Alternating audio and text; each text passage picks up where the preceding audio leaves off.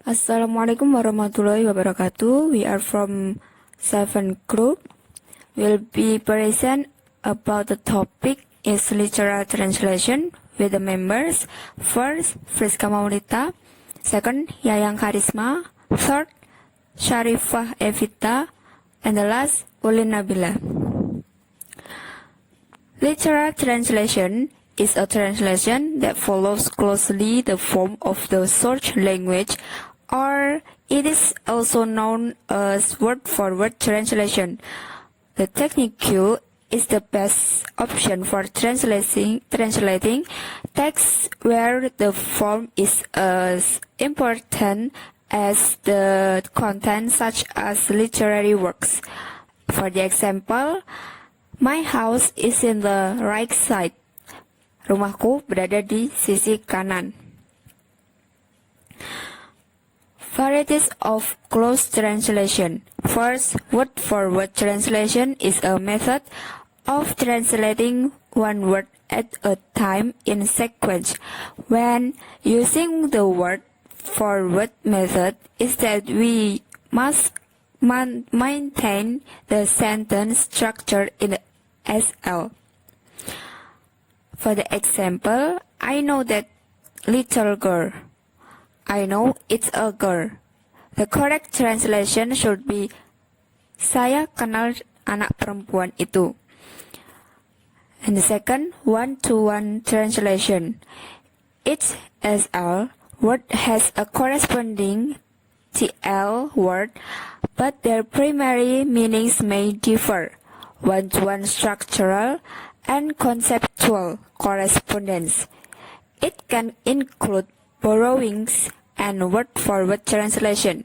This is presupposed a kind of interlingual synonymy. For the example, in Indonesia, 5 buku. In English is 5 books. And dia sedang memanggil in Indonesia. And in English is he is calling. The translation of poetry is the field where most emphasis is normally put on the creation of a new independent poem, and where literal translation is usually condemned. In translating a poem, one of the literary genres, the translator are also likely to face similar problems. They are linguistic, literary and aesthetic, and socio-cultural problems. Example a poem in Indonesia. Ini kali tidak ada yang mencari cinta di antara gudang, rumah tua. Pada cerita, tiang serta temali, kapal, perahu, tidak berlaut, menghembus diri dalam mempercaya mau berpaut. In English, this time, no one's looking for love between the seats, the old house, in a make-believe of pools and ropes, a boat, a prow without water, puff and blows, thinking there's something it can catch. Next, faithful and false friends. First, we must not be afraid of literal translation, or in particular of using a TL word which looks the same or nearly the same as a SL word. Second, the translation of objects and movements is usually more literal than that of qualities and ways of moving. Third, many common adjectives of feeling cut up meaning in their own way. Fourth, in general, They are more faithful friends, and we must not hesitate to ask to use them, since any other translation is usually wrong.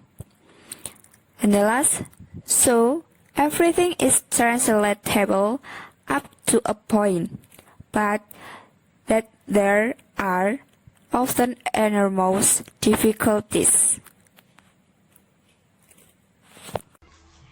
I'm Yang Karisma Putri. I would like to explain the next material word in their context. Translate word only in the word on the page. Word in their context, don't translate isolated word. Translate word all more or less, and sometimes less rather than more, but never not at all. Both by the syntax, collectional, situational, culture, and individual context. That is one way of looking at translation, which suggests it is basically lexical. It is not so. The basic tough carry element of language is its grammar. But since the grammar is expressed only in word, we have to get the word right.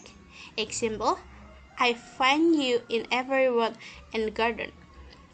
The word wood and garden are collected, and the Indonesian equivalent are very similar, hutan and kebun. Even the form is very much similar. The translator must examine first whether the meaning is the same, as it so know the word wood. In US, it is not exactly the same as hutan in Indonesia is in terms of the characteristic area, location. In additional, garden is not always the same as kebun. It might mean taman. The clear examination can only be done if the translator understands the contextual meaning. Next, elegant variation. Elegant variation, not literal or one-to-one translator, are common and sometimes ratify the translator understandable which to write in a style or perhaps that is utterly natural. Elegant variation in poetry might occur because of translation need to use a word which fit the scale and rhythm pattern of the perhaps or sentence. Next, back translation text. A short language word should not be translated into a target language word which has another obvious one-to-one equivalent in the short language. Back translation involves the translation of a text with itself is a translation back into the original language. Example, English source to empire, English back translation to affects. Chapter translation. Some transfer in institutional terms are translated literally in at least Western European language, even though the TL culture equivalent have widely different functions. Those president, senate, prefect, chancellor, mayor. Also, the concept words such as radicalism or realism are translated literally and often as their local connotation are often different. For new institutional terms, a translator must be careful about translating the term directly into TL, if they already exist but have quite different function in TL culture. Constraints on literal translation. In constraints on literal translation, not suggesting that any more or less context-free short language word must always be translated one-to-one or literally by its usual. The short language word may, first, be used more frequently or within the register. Second, have a wider semantic range than the corresponding target language word. If a perfectly natural search language unit produces a clumsy literal translation, e.g. in French, Isn't Parfainet was a sea digital disaster prize, as he wasn't succeeding in freeing himself from his surprise. Then, the translation is wrong. However, expressive the rest of the search language text, he was unable to rid himself of his feeling of surprise. He couldn't overcome his surprise. Natural translation.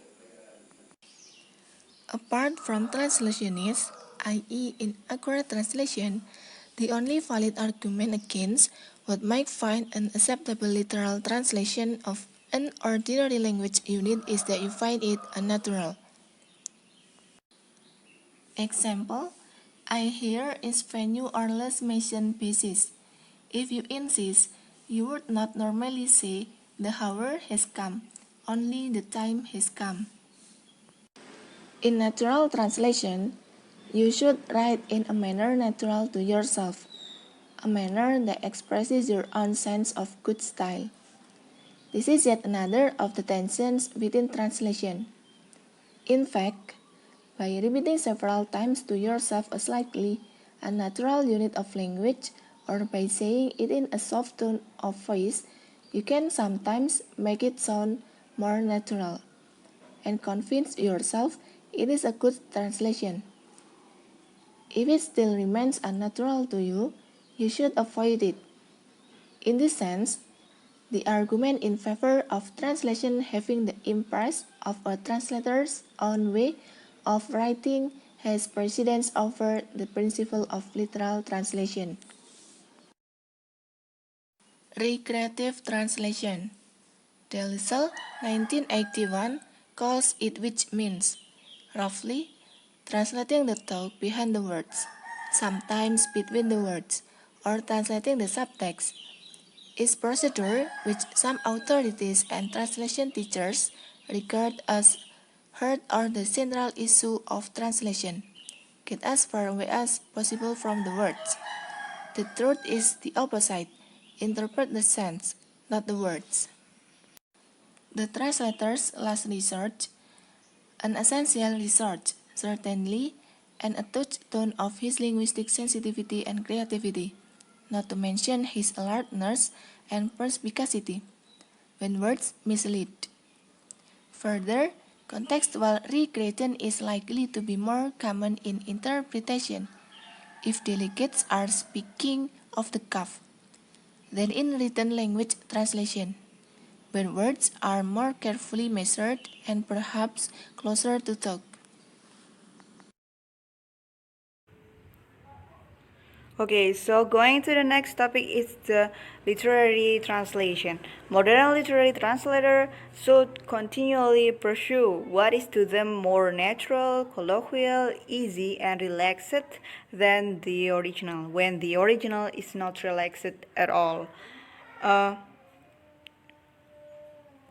The reason for this is certainly not the translator deficient knowledge of the source language. One reason then is their release phrasy, earthy, idiomatic English, which is flagrant contrast with a natural original, because it is translating literally translation or translating literary works, so the translator have to make the product keep as natural as possible from the source language to the target language. Okay, the next topic is subtext. According to Michael Mayer, subtext is what is implied but not said, the meaning behind the meaning.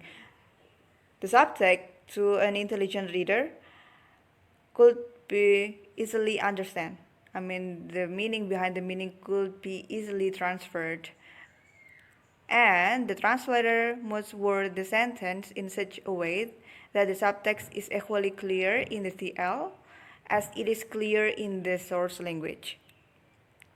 According to this book, the concept of the subtext is useful variant term for the function or the intention of a text, the thin thread which the translator has to pursue throughout this work. But the concept is dangerous and misleading if the subtext starts to outroot on the text. But differently, if the description or the surface text is partially or wholly replaced by the function and the deep structure of the text, the symbol by its meaning, and so on. So the concept of subtext is really useful for the function of the intention of a text. But this concept is quite dangerous when the surface text is replaced by the deep text or the deep meaning behind the surface text. Going to the next topic, it is the notion of the no equivalent word. The meaning of no equivalent word itself is that a word which doesn't have an equivalent meaning in the target language from the source language. The difficulties of literary translation are often highlighted the most by the context of a cultural tradition context, but not so much by linguistic or referential context. And there's a slogan from Weinreich that said, words are untranslatable. Text can always be translated. Why is that? Because sometimes one word from the source language have more than one equivalent meanings or can be analyzed into some meanings in the target language. So, according to Newmark, to write off as untranslatable a word whose meaning cannot be rendered literally and precisely by another word is absurd, particularly when it could at least be better delineated by componential analysis into 4 or 5 words, though as a footnote, not in the text of the play. Going to the last topic, it is the role of context. So the role of context is Peter Newmark's last point of view of this chapter.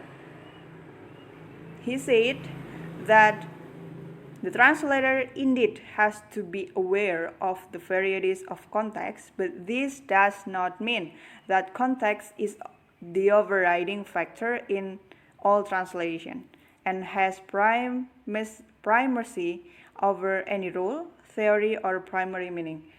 So, context is important, but the context of text is not always the most important thing in all translation, or that it has any overrule in the theory or the primary meaning. A translator with his eyes on his readership is likely to undertranslate or to use more general words in the interest of clarity, simplicity, and sometimes brevity, which makes him omit to translate words together. Undertranslation is justified if any informative text is deficient in clarity. That means that it can be done. Undertranslation can be done if the informative text is deficient in clarity. So, in order to make the reader understand, to keep the clarity of the text, undertranslation can be done. And then a good literal translation must be effective in its own right. If it shows source language interference, that must be by the translator conscientious decision. The less context-bound the words, the more likely a literal translation, with least the more standard are the consonants, colloquiations, idioms, stock metaphors, and and the less likely it is literal translation. Inevitably, there is a proper place for literal translation as a produce in all good translation. Okay, that's all the presentation from our group talking about the literal translation. Thank you. Assalamualaikum warahmatullahi wabarakatuh.